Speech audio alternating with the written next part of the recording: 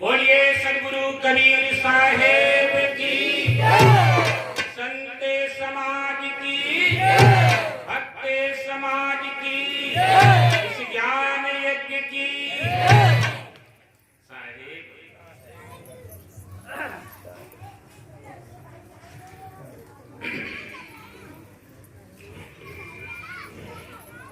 विश्व वंदनीय संत सम्राट सदगुरु कबीर साहब, मेरे हृदय मंदिर के आराध्य पूज्यपाद गुरुदेव जी, मंचासीन परम श्रद्धे श्री टकसाल साहब जी बैठे हुए हैं। अटल साहब जी हमारे बहुत ही बड़े दयालु और इनका बड़ा आशीर्वाद रहा है। पर आप देख रहे हैं आवाज कितनी कड़ाके की। भाई वैराग्यवान श्रद्धे संत जैसे जैसे मतलब है कि पुरानी अवस्था में चले जाते तैसे तैसे उनका विवेक और आत्मबल और बढ़ता है। राज सागर में हमारे श्रद्धे परम पूजनीय सदगुरुदेव श्री गौरव साहब जी विराजमान हैं और उनके बगल में आप चर्चा सुनी चुके हैं। गणेश साहब मध्य प्रदेश से आए हैं और उधर में महेश साहब और हमारे करविंदर साहब हैं और पीछे आगे जितने भी हमारे गुरु भाई हमारे धीरज साहब जी आ गए। इनके दर्शन कराने में धीरज साहब का योगदान रहा बहुत बड़ा, इसलिए उनको भी साधुवाद धन्यवाद सबकी तरफ से। और विशेष रूप से आप सभी बंधुओं को और माताओं को भी धन्यवाद दिया जाता है, साधुवाद दिया जाता है कि आप लोग दूर दूर से पढ़ा करके और आप सत्संग की शोभा बढ़ाते हैं। श्रद्धेय सदगुरु संतों के दर्शन कर और उनकी धर्म चर्चा ज्ञान चर्चा का रसास्वादन करके अपने जीवन को धन्य बनाते हैं, जीवन का लाभ लेते हैं। चलिए इन सब का आशीर्वाद को ध्यान में रखते हुए, इनके आदेश का पालन करते हुए थोड़ी सेवा मैं भी अपनी तरफ से करता हूं।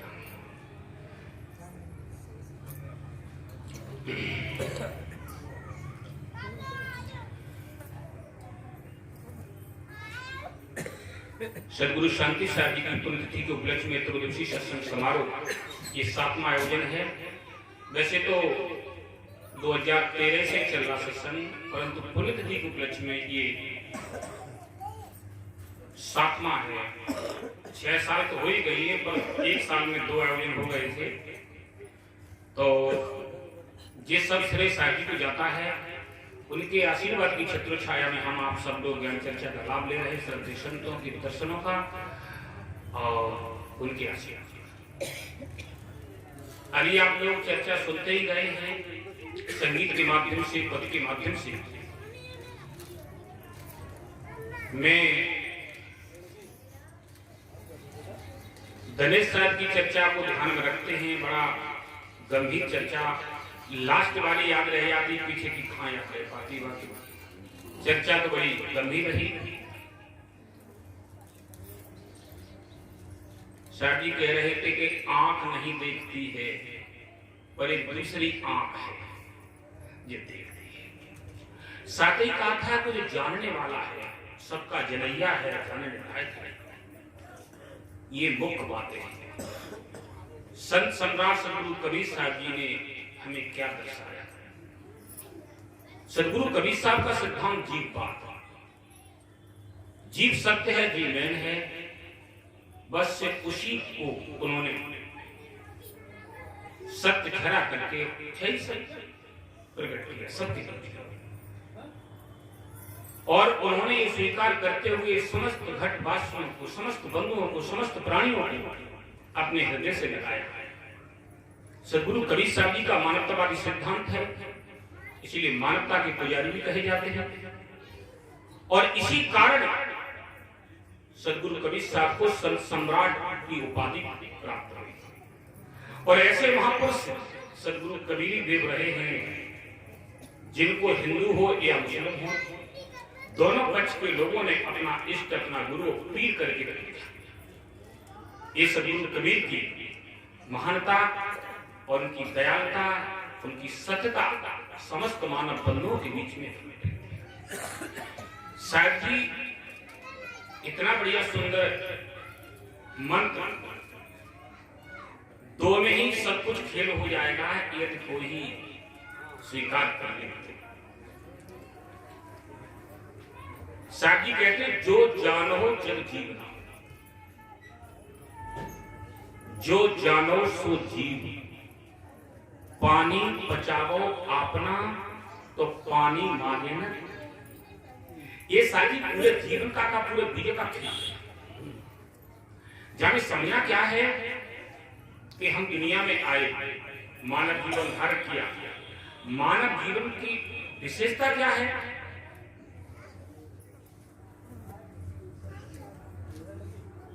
इसकी विशेषता के बारे में क्या ये समझे। ये दो उपलब्धियां अपने जीवन में आ जाए तो फिर क्या पूछते हैं। सागी कहते हैं जो जानो जग जीवना। सबसे पहले सागी का आदेश है कि जानने के लिए दो चीजें कि जिंदगी कैसे जी जाए, जीवन कैसे जिया जाए, ये कला आ जाए। और दूसरा है मैं कौन हूं, जीव क्या है। जानने की कला, जीने की कला। संसार में सुख शांति की जिंदगी जीना चाहते हो, टेंशन फ्री जिंदगी जीना चाहते हो, कलेश मुक्त जिंदगी जीना चाहते हो, सुख शांति की जिंदगी जीना चाहते हो, प्रेम और प्यार की जिंदगी जीना चाहते हो, तो जीने की कला सीखो। साथ ही ये सबसे उत्तम है कि मैं कौन हूं। ये समझ में आ गया बंधुओं तो आपने ईश्वर को, परमात्मा को, ब्रह्म को सब कुछ जान लिया। देवता को जान लिया, ईश्वर को जान लिया, परमात्मा को जान लिया, ब्रह्म को जान लिया। आपने सबको जान लिया, भी अपने आप को जान लिया। ये दो बातें। साथ ही पानी बचाओ अपना। शायद यहां पर पानी बंधुओं पानी को भी कह लेंगे, वैसे यहां पानी कहते वासना। वासना बचाने की तो बहुत बड़ी बात है। इंसान पे अपनी वाणी नहीं पचाई जाती है। अगर वाणी पचा ली तो बहुत कुछ हो जाएगा। सदगुरु संत कहते संतोष शब्द साधना कीजिए, शब्द की साधना कर लो, पर इंसान पे अपना शब्द नहीं सकता।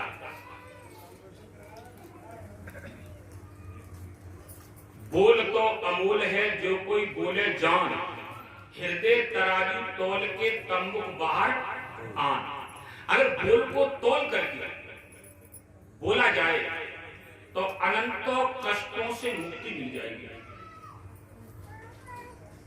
छोटी से शब्द को लेकर के कलेश इतने बड़े हो जाते हैं कि गोलियां चली जाती हैं, मांस मर जाते हैं, जमीनें गिर जाती हैं, घर से बेघर हो जाते हैं, सारे जीवन कोट कचरों के चक्कर लगाते रहते हैं। इसलिए साहब कहते हैं शब्द संभाल के बोलिए, शब्द के हाथ ना, और एक शब्द करे औषधि तो एक शब्द करे घाव। कितनी बात थी। मीठा सबसे बोलिए सुख उपजे संगोर, वशीकरण एक मंत्र है तनिके वचन।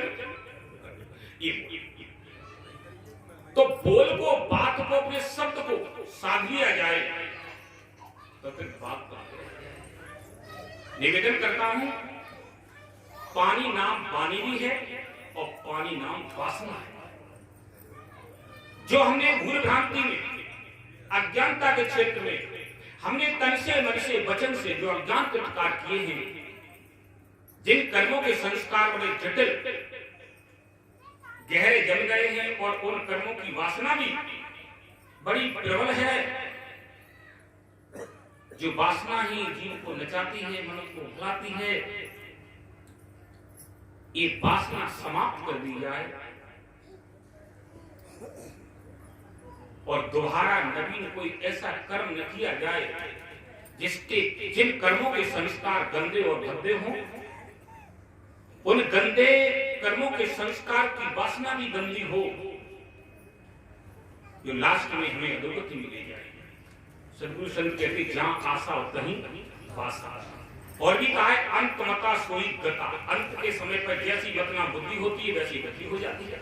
इसलिए हमें साकी इशारा कर रहे हैं कि जिंदगी जीने की कला को समझो, वो सत्संग के माध्यम से जाना जाए। अपने स्वयं को जानने का आप पाठ अदा करो, ये बात हो गई। साकी ने कहा था आंख, एक आंख जो होती है ये आंख नहीं देखती है। आंख तो मुर्दा के पास भी रहती है, परंतु मुर्दा कहां देखता है? सदगुरु कबीर साहब जी कहते साकी आंखी ज्ञान की, समझ देख मन मान, बिन साकी संसार का झगड़ा झूठत। साकी आंखी, साकी का अर्थ होता साक्षी, सबका जनैया। पारखी, पारख, वो अपना स्वयं का स्वरूप। पारक सबको परखत है। एक ने कहा वो पारक क्या है साहब? आप पारक पार लगा है तो पारक क्या है? सदगुरु संत कहते पारक सबको परखत है। बोले पारक का को परखन हारा, सत्यचित आनंद और महानंद पारक सबका कीन निवेरा। बड़े बड़े अनुभव के कर्ता बिन पारक सकीन विचारा। पूर्णदास कहे सुज्ञानी बिन पारक कस होए निदान। बिना पारक के कोई निदान नहीं हो सकता, कोई किसी को। तो पारक अपना स्वयं का स्वरूप है, उसी को ज्ञान की आंख भी कहते हैं। साक्षी, साकी आंखी ज्ञान की, साखी साक्षी अपना चेतन स्वरूप मैया राम, इसको जाना। सदगुरु काशी साहब कहते हैं कि सबका जनैया पारखी, सब सिद्धांत कौन किए जग में? आदम मानव तुम्हें तो हो। ईश्वर खुदा जगत का कर्ता, कल्पना किया सो तुम्हें तो हो। वेद शास्त्र विद्या कलादिक वाणी बनाए सो तुम्हें तो हो। कर्म उपासना योग ज्ञान आदि मार्ग चलाए सो तुम्हें तो हो। खानी बानी स्त्री पुत्र धनादिक माया में फंसने वाले तुम्हें तो हो। खानी बानी स्त्री पुत्र धनादिक माया में तुम्हें तो हो। विषयानंद अध्याय छोड़ करके मुक्ति की होनहारा तुम्हें तो हो। पारकी गुरु की खोज लगा के निज पारक पाया सो तुम्हें तो हो। काशी कहे कामों कहिए सबका जनैया तुम्हें तो हो। बंधुओं वो सबका जनैया। इसलिए साकी आंखी ज्ञान की, समझ देख मनमान, बिन साकी संसार का झगड़ा छूटत। अपने स्वयं के स्वरूप के बोध के बिना, आत्म बोध के बिना, आत्म ज्ञान के बिना झगड़ा कभी नहीं हो सकता है।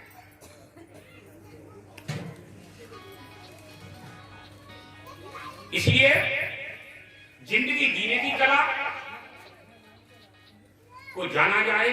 अगर जिंदगी जीने की कला आ गई तो हमारी माताएं तेजाब नहीं पिएंगी, हमारी माताएं फांसी का फंदा नहीं लगाएंगी, हमारी माताएं जहर की गोली नहीं खाएंगी, हमारी माताएं ट्रेन से नहीं कटेंगी, हमारे नवयुवक लड़का और लड़की शादीशुदा दंपति कोर्ट कचहरियों के चक्कर नहीं काटेंगे।